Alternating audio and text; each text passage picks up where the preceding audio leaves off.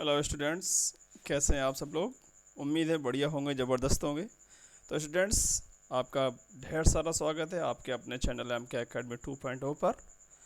तो स्टूडेंट्स, आज हम इस वीडियो में प्रैक्टिस सेट करने वाले हैं जो कि सीडीपी का दूसरा प्रैक्टिस सेट है।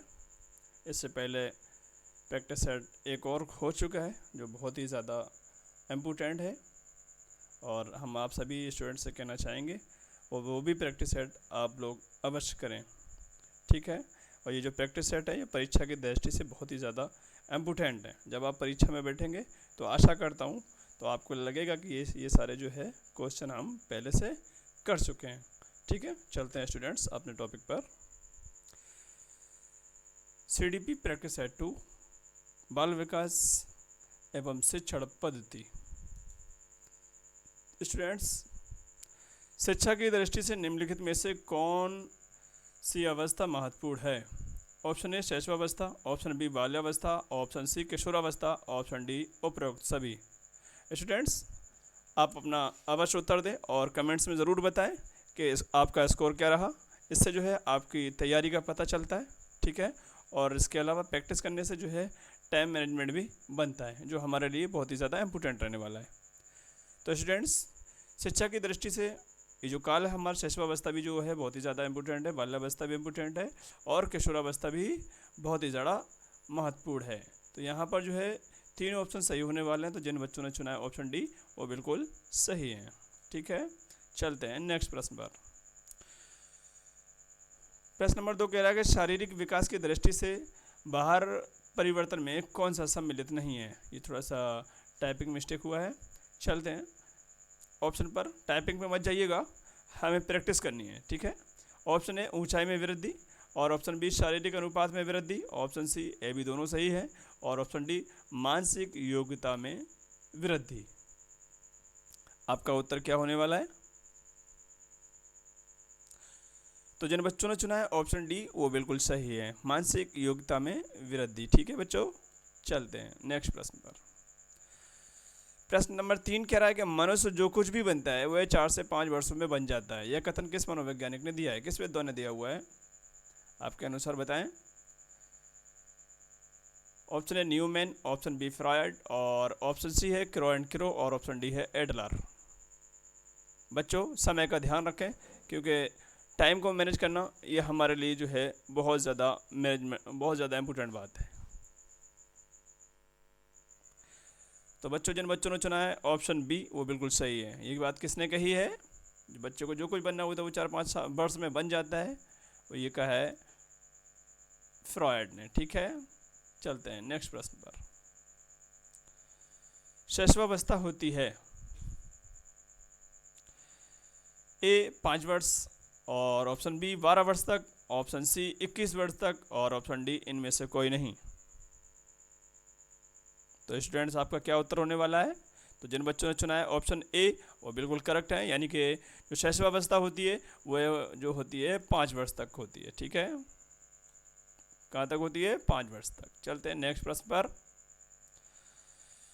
मानव के गर्भेद में अंडाणु के कितने जोड़े जो है क्रोमोसोम्स में पाए जाते हैं। मानव के गर्भेद अंडाणु में कितने जोड़े क्रोमोसोम्स में पाए जाते हैं। ऑप्शन ए 46, ऑप्शन बी 23, और ऑप्शन सी 31, और ऑप्शन डी 64। आपका क्या उत्तर होने वाला है स्टूडेंट्स। तो जिन बच्चों ने चुना है ऑप्शन बी वो बिल्कुल सही है, यानी कि 23 जोड़े होते हैं, ठीक है। आशा है कि आपके उत्तर सही चल रहे होंगे। चलते हैं नेक्स्ट प्रश्न पर। स्टूडेंट्स, अगर इन सारे उत्तरों की या के जो ऑप्शन है इनकी अगर व्याख्या करें तो वीडियो बहुत ज़्यादा लेंथी हो जाएगा, बड़ा हो जाएगा, इसलिए जो है हम जो सही उत्तर हो रहा है उसी को क्लिक करते चल रहे हैं। आनुवांशिकता का नियम किसने दिया था। लेमार्क, डार्विन, या मेंडल, या इनमें से कोई नहीं है। अच्छा बच्चों, अगर जो हमें सबसे ज़्यादा इम्पोर्टेंट लगेगा तो उसको थोड़ा सा जो है हम व्याख्या भी कर देंगे, ठीक है। आनुवांशिकता का नियम किसने प्रतिपादित किया था, लेमार्क, डार्विन, या मेंडल, या इनमें से कोई नहीं।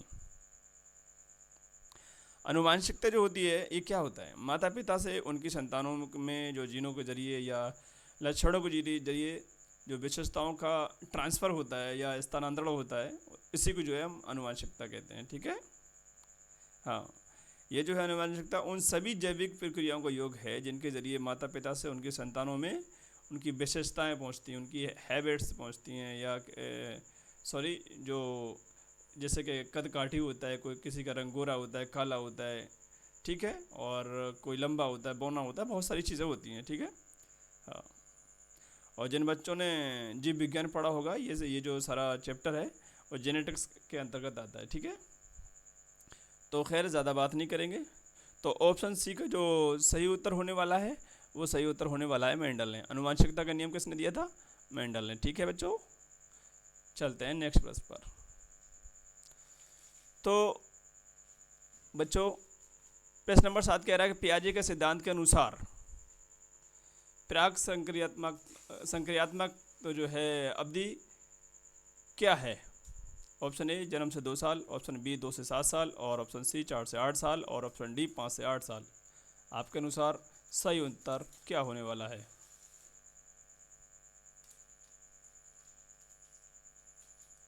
तो जिन बच्चों ने चुना ऑप्शन बी वो बिल्कुल सही है, 2 से 7 साल। ठीक है,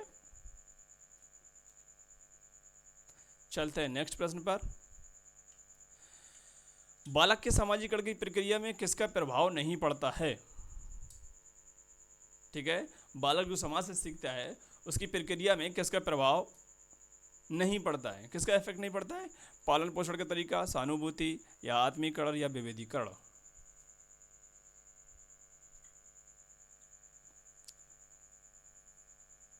तो जिन बच्चों ने चुना है ऑप्शन डी वो बिल्कुल करेक्ट है, विभेदीकरण। ये विभेदीकरण क्या होता है बच्चों?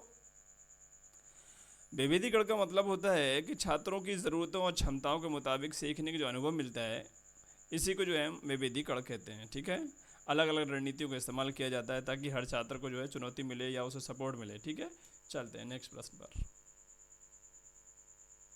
जीन पियाजे के अनुसार इंद्रिय जनित गामक अवस्था की अवधि होती है जन्म से 2 वर्ष तक, ऑप्शन बी 2 से 7 वर्ष तक, ऑप्शन सी 7 से 11 वर्ष तक, और ऑप्शन डी 11 वर्ष से आगे। आपके अनुसार सही उत्तर क्या होने वाला है? इंद्रिय जनित गामक अवस्था।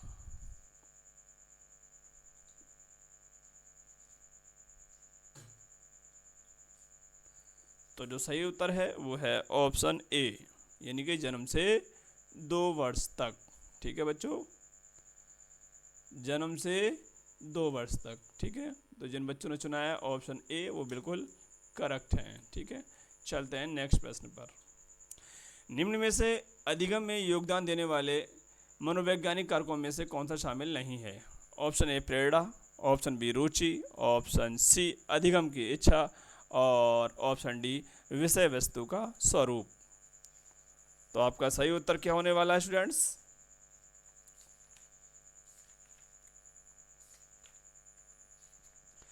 तो इसमें जो सही उत्तर होने वाला है वो होने वाला है ऑप्शन डी, विषय वस्तु का स्वरूप। ठीक है बच्चों, अब चलते हैं नेक्स्ट प्रश्न पर। प्रश्न नंबर 11, निम्नलिखित में से कौन सा बुद्धि का सिद्धांत गिलफोर्ड ने दिया था? ठीक है, निम्नलिखित में से कौन सा बुद्धि का सिद्धांत गिलफोर्ड ने दिया था? ये कह रहा है सक्रिय उत्पाद सिद्धांत, ठीक है, और 2 है प्रज्ञा संरचना सिद्धांत, और ऑप्शन सी होने वाला है त्रिआयामी सिद्धांत, और ऑप्शन डी उपरोक्त सभी। बताएं गिलफोर्ड ने जो है कौन सा सिद्धांत दिया था? तो प्यारे बच्चों, जो गिलफोर्ड ने जो सिद्धांत दिया नहीं बल्कि दिए थे, ठीक है, सक्रिय उत्पाद भी दिया था, और प्रज्ञा संरचना सिद्धांत भी दिया था, और त्रिआयामी सिद्धांत भी दिया था। यानी कि तीनों ऑप्शन सही होने वाले हैं। तो सही उत्तर हमारा जो होगा वो होगा ऑप्शन डी, उपरोक्त सभी। ठीक है बच्चों, चलते हैं अब अगले प्रश्न पर। समय का विशेष ध्यान रखें। चलते हैं नेक्स्ट प्रश्न पर। प्रश्न कह रहा है कि निम्नलिखित में से किस मनोवैज्ञानिक को बुद्धि परीक्षणों का जनक माना जाता है या कहा जाता है? दोनों बातें कह सकते हैं। ऑप्शन ए बिने, और ऑप्शन बी थॉर्नडाइक, और ऑप्शन सी साइमन, और ऑप्शन डी स्पीयरमैन। तो बच्चों जिन बच्चों ने चुना है ऑप्शन ए वो बिल्कुल करेक्ट है, अल्फ्रेड बेने। ठीक है बच्चों, कौन होने वाले हैं? Option A. ठीक है, ऑप्शन ए। तो यहाँ पे जो है थोड़ा सा मिस्टेक हो रहा है हाईलाइट करने में। जो सही उत्तर होने वाला है वो होने वाला है ऑप्शन ए। ठीक है,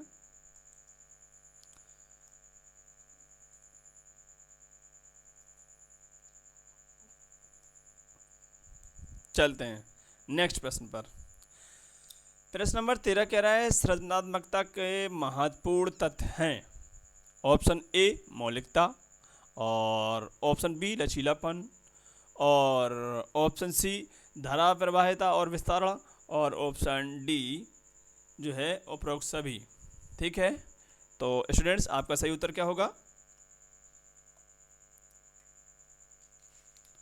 ये परीक्षा की दृष्टि से बहुत ही ज़्यादा वैल्यूबल प्रैक्टिस है, और ये जब आप परीक्षा में बैठेंगे तो आपको याद आएगा कि ये जो हम सारे प्रैक्टिस कर चुके हैं पहले से।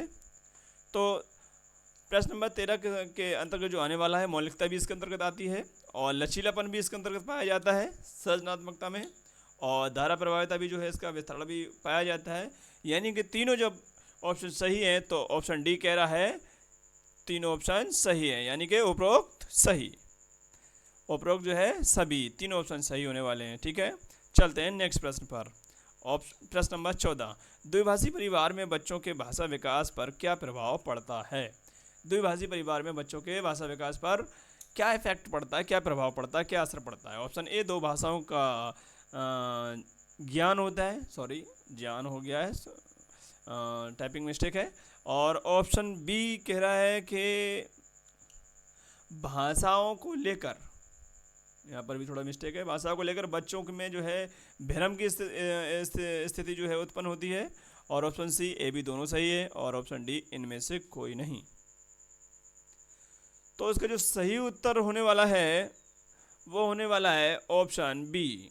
दो जो जिस फैमिली के अंदर अनेक भाषाएं बोली जाती हैं या दो भाषाएं बोली जाती हैं, उसमें जो है बच्चों में भ्रम पैदा हो जाता है। ठीक है, भाषा को लेकर बच्चे में जो है एक भ्रम की स्थिति जो है, कंफ्यूज की स्थिति उत्पन्न हो जाती है, जो सिचुएशन जो है वो बच्चा कंफ्यूज हो जाता है। ठीक है, तो इसमें जो सही उत्तर होने वाला है वो है ऑप्शन बी, जो है भाषा को लेकर बच्चे में भ्रम की स्थिति का उत्पन्न होना। चलते हैं नेक्स्ट प्रश्न पर, प्रश्न नंबर 15 पर। ठीक है, किस मनोवैज्ञानिक वेत्ता के अनुसार दूसरे वर्ष की अवस्था में बालिकाओं में या बालक की अपेक्षा भाषाई क्षमता अधिक होती है? यहाँ पर ये होना चाहिए किस मनोवैज्ञानिक के अनुसार दूसरे वर्ष की अवस्था में बालिकाओं में बालक की अपेक्षा ठीक है भाषाई क्षमता अधिक होती है, यानी कि लड़कों से ज़्यादा लड़कियों में होती है किस अवस्था में? ठीक है, तो ऑप्शन ए है इरविन, और ऑप्शन बी है चेन, और ऑप्शन सी है टरमैन, और ऑप्शन डी है ए और बी दोनों। ठीक है, तो बच्चों इसमें जो सही उत्तर होने वाला है वो होने वाला है ऑप्शन डी। ठीक है, यानी कि ए और बी दोनों सही हैं, इरविन और चेन। चलते हैं नेक्स्ट प्रश्न पर। ठीक है, नेक्स्ट प्रश्न कह रहा है कि पूर्ण रूप से दृष्टिबाधित बालकों की शिक्षा में निम्नलिखित में से किसका समायोजन किया जाना चाहिए? ठीक है, ऑप्शन ए पूर्ण रूप से दृष्टिबाधित बच्चों को तो आप शायद परिभाषा समझते होंगे, दृष्टिबाधित बच्चे जो इनके अंतर्गत क्या क्या आता है। ठीक है, चलते हैं। तो ब्रेल लिपि की पद्धति का जो है हमें यूज़ करना चाहिए, प्रयोग करना चाहिए। विशिष्ट पाठ्यक्रम जो है एक स्पेशल पाठ्यक्रम उनके लिए जो है पाठ्यक्रम उनके लिए सिलेबस तैयार करना चाहिए, या कि विशिष्ट आवासीय स्कूल उनके लिए जो है बनाना चाहिए। ठीक है, और ऑप्शन डी सभी। तो इसमें जो सही उत्तर होने वाला है वो सही होने वाला है ऑप्शन डी, यानी कि सभी। ठीक है, चलते हैं नेक्स्ट प्रश्न पर। मानसिक रूप से स्वस्थ व्यक्ति रहता है। ठीक है, मानसिक रूप से स्वस्थ व्यक्ति रहता है। ऑप्शन ए जंगल में, ऑप्शन बी पहाड़ पर, और ऑप्शन सी यथार्थ की दुनिया में, और ऑप्शन डी होटल में। आपका क्या उत्तर होने वाला है? जिन बच्चों ने चुना है ऑप्शन सी वो बिल्कुल सही है, यथार्थ की दुनिया में। ठीक है, जिन बच्चों ने चुना है ऑप्शन सी वो बिल्कुल सही है, यानी कि यथार्थ की दुनिया में। ठीक है, ऑप्शन सी। चलते हैं नेक्स्ट पर। ठीक है, कह रहे हैं कि बालक का मानसिक स्वास्थ्य निर्भर करता है, किस पर डिपेंड करता है? ये बहुत ज़्यादा इम्पोर्टेंट प्रश्न है, याद रखिएगा।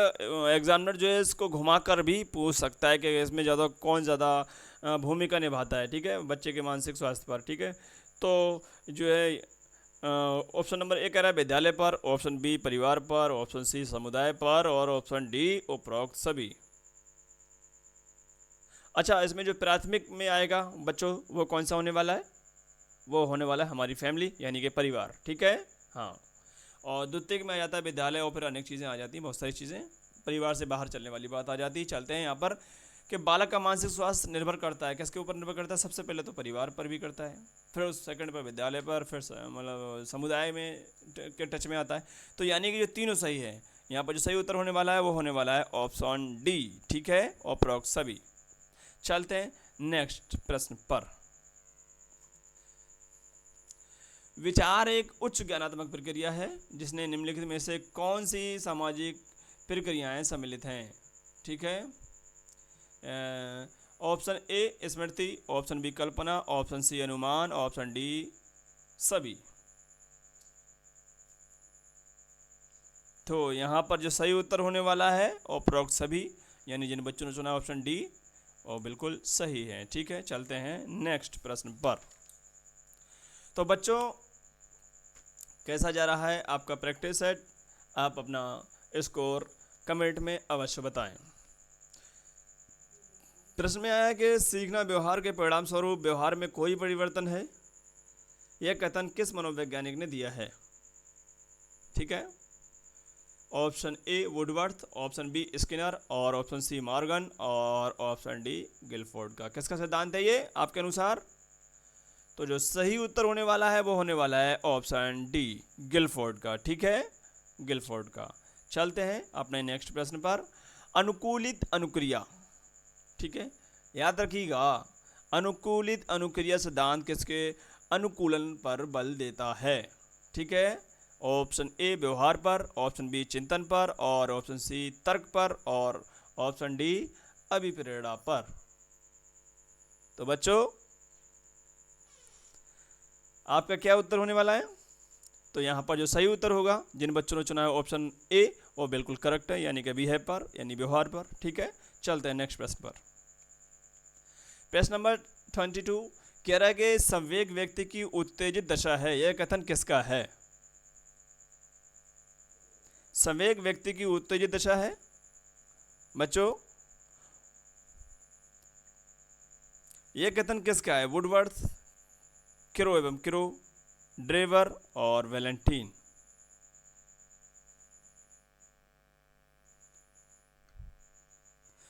अच्छा बच्चों, अगर सवाल किया जाए उत्तेजित दशा क्या है, उत्तेजित दशा से आप क्या समझते हैं?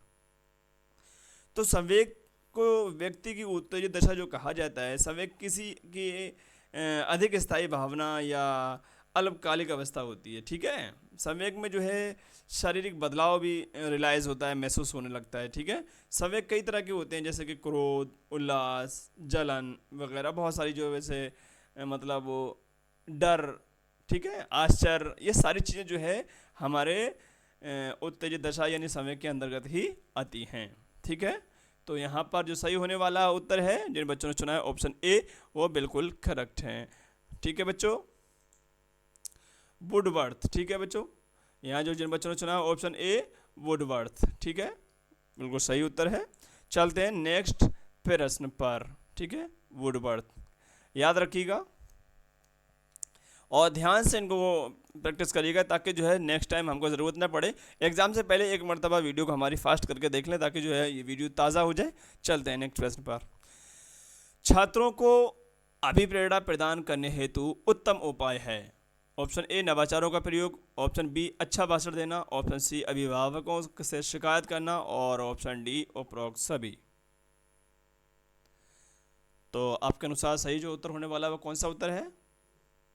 तो यहाँ पर जो सही उत्तर होगा वो होगा ऑप्शन ए नवाचारों का प्रयोग। ठीक है बच्चों, नवाचारों का प्रयोग। ठीक है, चलते हैं नेक्स्ट प्रश्न पर। प्रश्न कह रहा है कि अधिगम प्रयास एवं भूल का सिद्धांत किसने प्रतिपादित किया था? अधिगम बच्चों, अगर अधिगम क्या है? ये अधिगम कहते हैं सीखना। ये एक ऐसी प्रक्रिया है जिसके जरिए व्यक्ति अपने व्यवहार में बदलाव लाता है। ठीक है, अनुभव या अभ्यास के जरिए। ठीक है, अधिगम जो है मनुष्य की जन्मजात प्रकृति है। अधिगम ज्ञान का एक संग्रह नहीं बल्कि एक प्रक्रिया है। ठीक है, अधिगम। तो ऑप्शन ए थॉर्नडाइक किसने दिया है, option B Pavlov, option C Kilpatrick और ऑप्शन डी हल। ये चारों विद्वान हैं। आप बताएं इनमें से जो आपका सही उत्तर होने वाला है वो ऑप्शन होने वाला है थॉर्नडाइक द्वारा। ठीक है, ऑप्शन ए। जिन बच्चों ने चुना है ऑप्शन ए वो बिल्कुल करेक्ट है। चलते हैं नेक्स्ट प्रश्न पर। नेक्स्ट प्रश्न कह रहा है क्रिया प्रसूत अनुबंधन का दूसरा नाम क्या है? क्या है दूसरा नाम क्रिया प्रसूत अनुबंधन का? नैमित्तिक अनुबंधन और प्राचीन अनुबंधन और ऑप्शन सी है समीपस्थ अनुबंधन और ऑप्शन डी है चिन्ह अनुबंधन। आपके अनुसार कौन सा सही उत्तर होने वाला है? तो जो सही उत्तर होने वाला है नैमित्तिक अनुबंधन। ठीक है, चलते हैं नेक्स्ट प्रश्न पर। प्रश्न नंबर 26 शिक्षण सिद्धांत में निहित है। शिक्षण सिद्धांत में निहित है यानी शिक्षण सिद्धांत के अंतर्गत क्या क्या आता है? ऑप्शन ए शिक्षक का व्यवहार, ऑप्शन बी छात्र का व्यवहार, ऑप्शन सी शिक्षण का प्रभाव और ऑप्शन डी उपरोक्त सभी। तो बच्चों जिन बच्चों ने चुना है ऑप्शन डी वो बिल्कुल करेक्ट है, यानी कि सभी। ये जो है ये तीनों ऑप्शन सही है, बिल्कुल सारी ये तीनों चीज़ें जो है शिक्षण सिद्धांत के अंतर्गत आती हैं। तो बच्चों चलते हैं अगले प्रश्न पर। डगलस तथा हॉलैंड के अनुसार संघर्ष का अर्थ है। ऑप्शन ए विरोध की कष्टदायक दशा।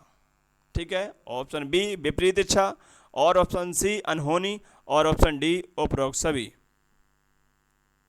आपके अनुसार सही उत्तर क्या होने वाला है? संघर्ष का अर्थ। आप पहले प्रश्न को समझने की कोशिश करें। अगर आपने प्रश्न नहीं समझा तो आप जो है उत्तर सही देने में जो है असमर्थ होते, जो है 90% असमर्थ हो जाएंगे। ठीक है, या फिर तुक्का लगाएंगे तो तुक्का जो है चांसेस ये है कि जो है बहुत ही मुश्किल काम है कि सही तुक्का लगे। ठीक है, हर बार तुक्का जो है सही नहीं होता। तो यहाँ पर जो है संघर्ष करना है। विरोध की कष्टदायक दशा बिल्कुल हो सकती है। विपरीत इच्छा, ठीक है, कभी कभी इच्छा और होती है लेकिन हालात कुछ ऐसे होते हैं जो करना ही पड़ता है। अनहोनी ये भी होता है। तो यानी कि ऑप्शन डी बिल्कुल करेक्ट होने वाला है। जिन बच्चों ने चुना है ऑप्शन डी वो बिल्कुल सही है। चलते हैं नेक्स्ट प्रश्न पर। शिक्षण अधिगम का विश्लेषण है। ऑप्शन ए अर्थपूर्ण सामग्री, ऑप्शन बी सार्थक सामग्री, ऑप्शन सी तार्किक सदृशता और ऑप्शन डी उपरोक्त सभी। तो स्टूडेंट्स अर्थपूर्ण सामग्री और ऑप्शन बी सार्थक सामग्री भी सही है, ऑप्शन सी भी सही है। यानी कि जिन बच्चों ने चुना है ऑप्शन डी वो बिल्कुल करेक्ट हैं। ठीक है बच्चों, चलते हैं नेक्स्ट प्रश्न पर। कृत्रिम अभिप्रेरणा के अंतर्गत सम्मिलित नहीं है। क्या नहीं आता है? दंड नहीं आता है, आदत नहीं आता है, या पुरस्कार नहीं आता है, या प्रशंसा नहीं आता है। बच्चों आपके अनुसार क्या सही उत्तर होने वाला है? जल्द से अपना उत्तर दें। तो ऑप्शन जो है इसमें जो सही होने वाला है वो होने वाला है ऑप्शन बी, यानी कि आदत, यानी जो हमारी हैबिट है वो इसके अंतर्गत आने वाली है। ठीक है, चलते हैं नेक्स्ट प्रश्न पर, बल्कि आखिरी प्रश्न पर। ये हमारे प्रैक्टिस सेट का आखिरी प्रश्न है। तो डियर स्टूडेंट्स आपका स्कोर क्या रहा आप कमेंट में ज़रूर बताएं। और हमारे प्रश्न आपको जो चुने हुए प्रश्न हैं जो हमने अनेक किताबों से निकाले हुए हैं आपको कैसे लगे? परीक्षा की दृष्टि से बहुत ही ज़्यादा हेल्पफुल हैं। आशा है कि अगर हमारे जो प्रैक्टिस सेट हैं हर विषय से कम से कम 15 प्रैक्टिस सेट रहेंगे। अगर आपने हमारे प्रैक्टिस सेट सिर्फ प्रैक्टिस सेट ही कर लिए तो उम्मीद है 130 प्लस लाने वाले हैं आप नंबर। ठीक है, चलते हैं बात करते हैं प्रश्न नंबर 30 की। बच्चों द्वारा स्कूल छोड़े जाने के शैक्षिक कार्डों में है। ऑप्शन ए दोषपूर्ण प्रशासकीय व्यवस्था, ऑप्शन बी शिक्षकों की कमी, और ऑप्शन सी अरुचिकर शिक्षण सामग्री प्रणाली, और ऑप्शन डी है सारे, यानी उपरोक्त सभी। ठीक है, तो यहाँ पर जो सही उत्तर होने वाला है दोषपूर्ण प्रशासकीय व्यवस्था भी आती है। ठीक है भाई, जब व्यवस्था सही नहीं होगी, कहते हैं कि बच्चा फेल नहीं होता है, बल्कि स्कूल की जो व्यवस्था होती है वो फेल होती है, या यूँ कह लें कि स्कूल फेल होता है। ठीक है, बच्चा फेल नहीं होता है। हाँ, जब बच्चा अगर फेल होने लगता है तो जो अध्यापक है उसकी योग्यता पर प्रश्न चिन्ह आता है। ठीक है, ऑप्शन बी शिक्षकों की कमी, ये भी हो सकता है, अरुचिकर शिक्षण प्रणाली, ये भी हो सकता है, यानी कि ऑप्शन डी। ठीक है, तो जिन बच्चों ने चुना है ऑप्शन डी वो बिल्कुल करेक्ट है। देखा बच्चों कितना इजीली जो है हम लोगों ने इस प्रैक्टिस सेट को कंप्लीट किया। ठीक है, तो इसी तरह आप जो है बढ़िया से प्रैक्टिस करते रहिए और मेहनत करते रहिए, और एक सरकारी सीट अपने नाम कीजिए और अपने माता पिता का नाम रोशन कीजिए। फिर मिलते हैं अगली वीडियो पर। ठीक है बच्चों, जय हिंद।